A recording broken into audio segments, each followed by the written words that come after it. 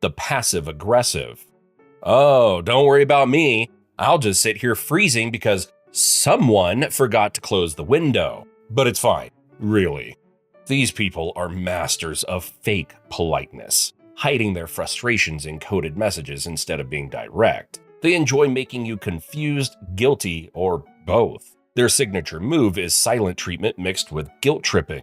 The trick? Just shut them down with, "And how about you close the window yourself, then open the door and leave?" The narcissist.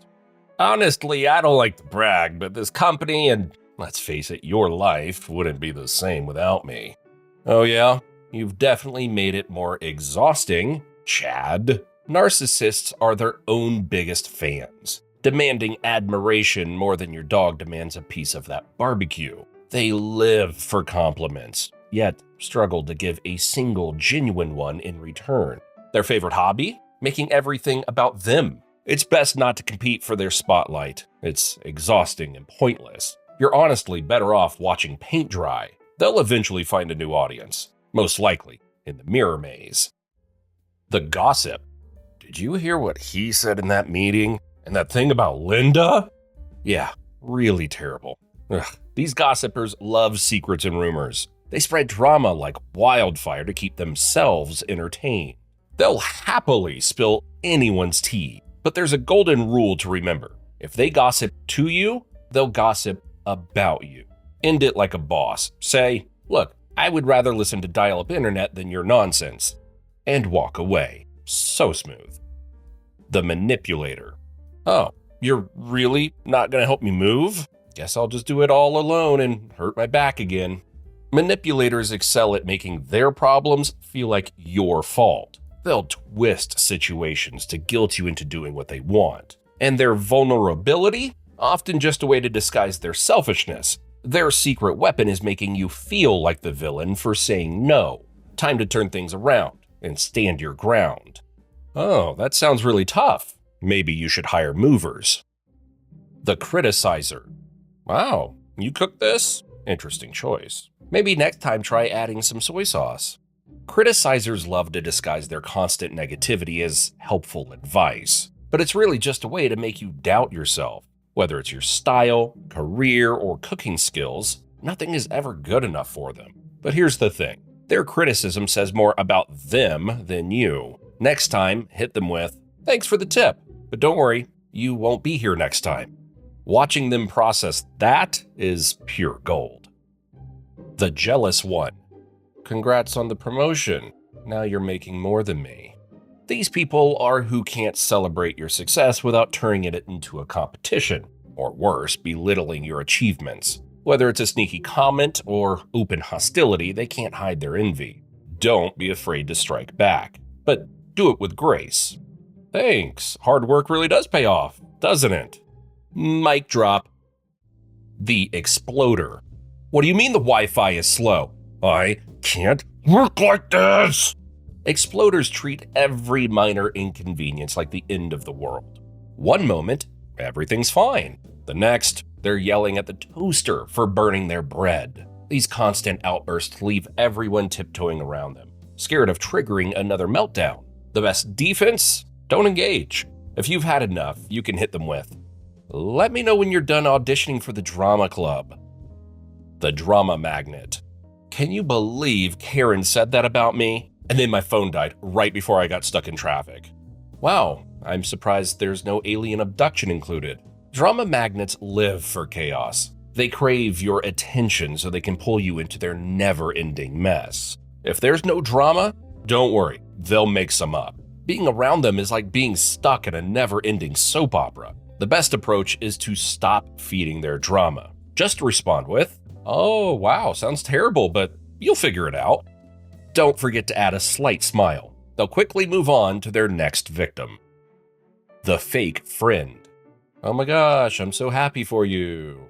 Thanks. That was faker than a $3 bill. These friends are all smiles at the bar and all whispers behind your back. They pretend to cheer you on while secretly looking for ways to bring you down. The red flag? They love to gossip about others because one day it'll be about you. Test them by sharing harmless secrets and seeing if they spread. The victim.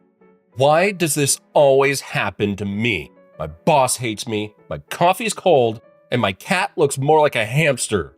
No matter what, everything happens to them, never because of them. Victims are really talented at dodging responsibility. Every problem in their life is someone else's fault, and they'll happily make you listen to their constant whining. After a while, you might even feel guilty for their failures. Don't fall for it. Instead, hand them the metaphorical mirror. See the positive side. At least you have 2 pets in one. Yeah, the power of perspective, right? The gaslighter.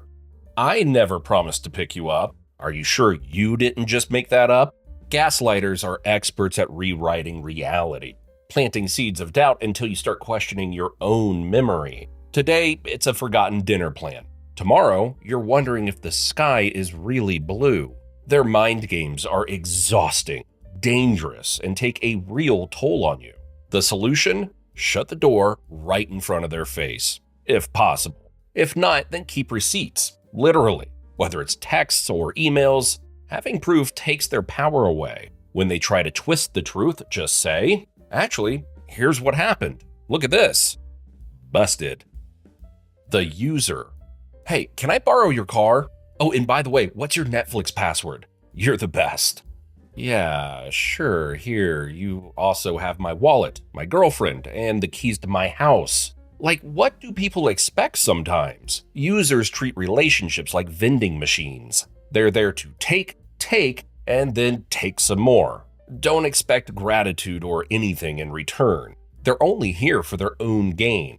The moment you're not useful, not a single word from them. The solution is simple. Cut them off completely if possible. If not, hit them with, all right, what's your offer? The Me charity is officially closed. Watch their interest in you evaporate faster than free pizza at a college party. The control freak. Actually, the spoons go this way in the drawer. This one is a tough one. Control freaks micromanage every aspect of life, convinced their way is the only way. Whether it's planning a party or folding your laundry, they have an opinion and an instruction manual for everything. Their need for control is overwhelming and leaves you questioning every choice you make. The best way to handle them? Set boundaries early. Thanks for the advice, but I'll survive without your instruction manual. Oh yeah. The energy vampire. Oh my God, today was the worst. My life is falling apart and nobody understands how hard I have it. What's so catastrophic again, Oliver? Last week it was waiting for the next Squid Game season, and now I guess they closed your favorite Starbucks? Energy vampires suck the life out of you with their constant negativity, draining the joy from every interaction. Conversations with them feel like running a marathon uphill, with weights tied to your ankles. The only fix? I'm sorry you keep feeling this way, but I can't talk about it right now. Translation: your circus, your monkeys. Keep me out of it. The liar. I swear I was homesick. Oh, you saw me at the game?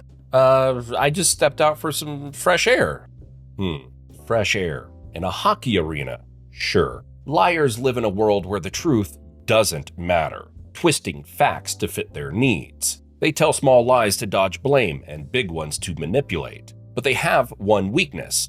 They're awful at keeping their story straight. Try to catch them sometime. Oh, is that your story? Cute. Here's what I saw. It's actually fun. The attention seeker. Oh my, everyone, listen to this wild story about what happened to me this morning. You won't believe it.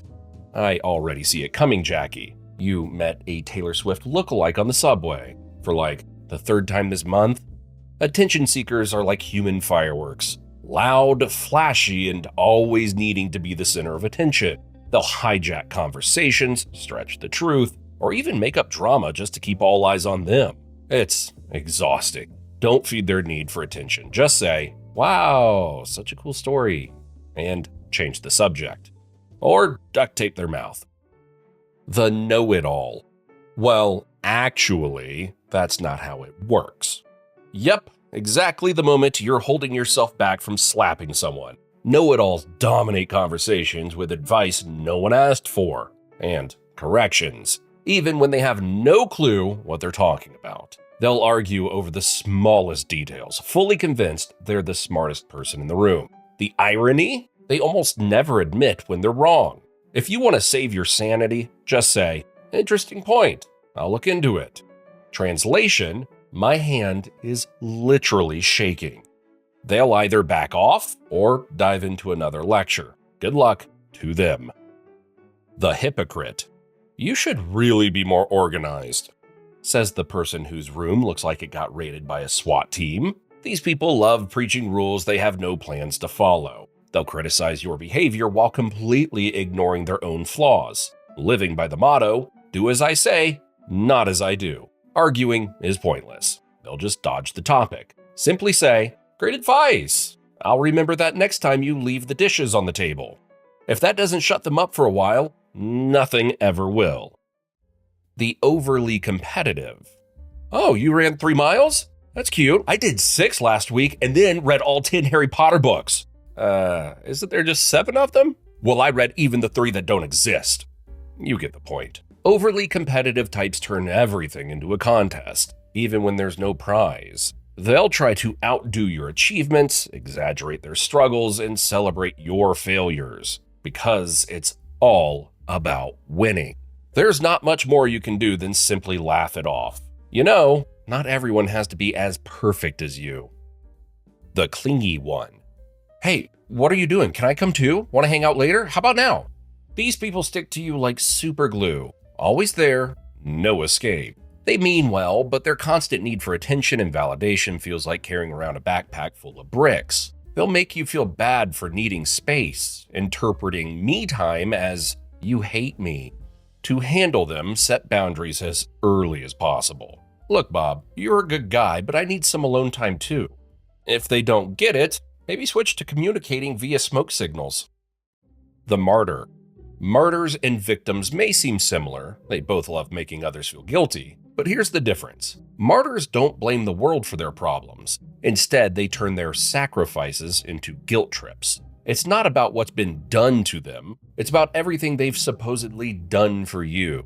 They'll clean the whole house, then loudly complain about how nobody ever helps. The goal? To make you feel terrible for not helping out or praising them. Next time they start, turn it around. "Wow, that sounds exhausting. Why don't you take a break?"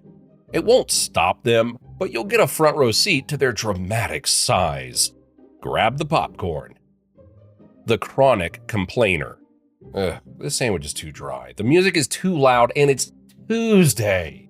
Chronic complainers are human storm clouds, spreading negativity everywhere they go. Nothing is ever good enough for them, and they want you to join in their never-ending complaining. They'll sigh dramatically, waiting for you to ask, "What's wrong now?" Pro tip, don't. The opportunist. "Hey, bestie, can you introduce me to your boss? Maybe at that event you mentioned?" Sounds a lot like the user, right?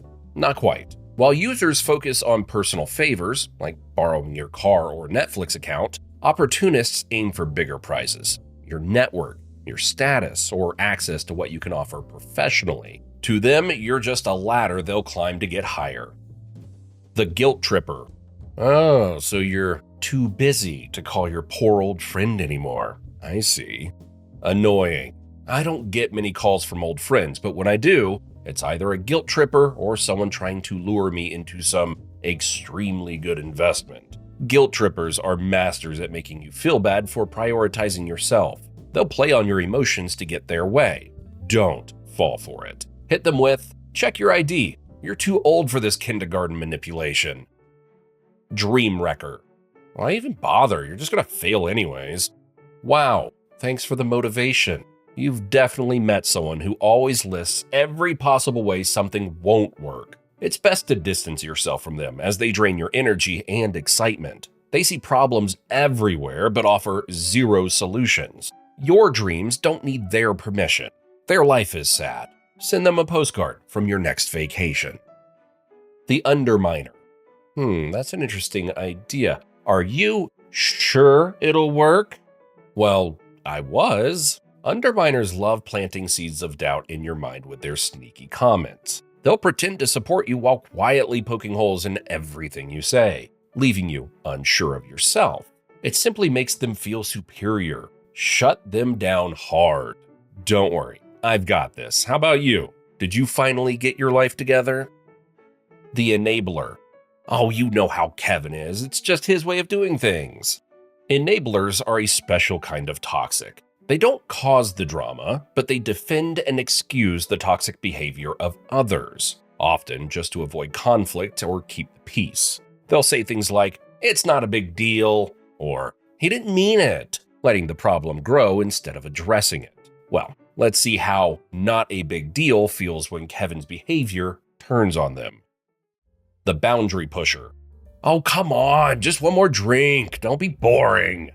We've all been like that at times, right? But for some people, this is just their default. They treat your no as a challenge, not an answer to respect. They'll push you until you give in, all while acting like you're the problem for saying no. Their goal is to make what they want seem more important than how you feel. The best approach? Stand your ground and say, "I said no, and I mean it." They might call you boring, but boring beats being manipulated, and you'll likely earn their respect. To learn about the worst red flags, watch the video on the left side of your screen. To discover how people manipulate you with sneaky tricks, watch the one on the right. My name is Matt, and I thank you for watching.